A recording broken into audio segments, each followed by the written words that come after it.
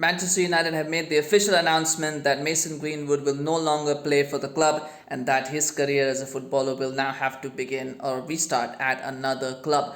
Now, it's a saga that has rolled on for almost 2 years, and it's been a lot of talk, a lot of claims, counterclaims, allegations, accusations, all of that. And quite frankly, I don't really want to get into the case itself, because I think that the verdict of that is a personal opinion for a lot of people, and I know it's a sensitive topic, so I don't really want to talk about that. What's interesting to me is how Manchester United have handled this, and I think there was a better way of handling this, and as they often do, they have kind of messed this whole thing up. And if you look at the letter that Richard Arnold has penned, in that he has said that he doesn't believe that Mason Greenwood did anything wrong. Right, and so if that is the case, why is Mason Greenwood then not being stayed in the squad?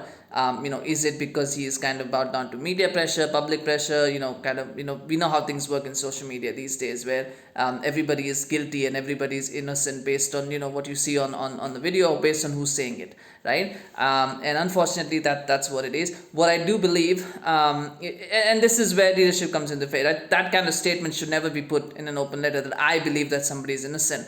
You're basically, what you're saying is, I think he didn't do anything wrong, but hey, listen, it's the other people, that their fault, it's not my fault. I think it's kind of like trying to cater to both sides, and that's not a good look for any club CEO to be doing. But regardless of that, I think the motivations, the machinations of this were wrong, but the decision, I think, is right. I don't think there was any way Mason Greenwood could have played for Manchester United ever again, because of the details surrounding the case, because of how sensitive it is, and the kind of spotlight that is there on Manchester United and the Premier League in general.